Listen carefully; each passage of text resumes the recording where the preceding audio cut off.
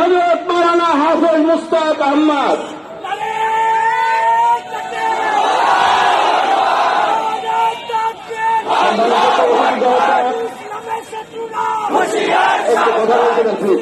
السلام عليكم ورحمة الله نحمده ونصلي على رسوله الكريم أعوذ بالله من الشيطان الرجيم بسم الله الرحمن الرحيم সম্মানিত তাওহীদি জনতা, আয়াত হাদিস পড়ার সময় নেই।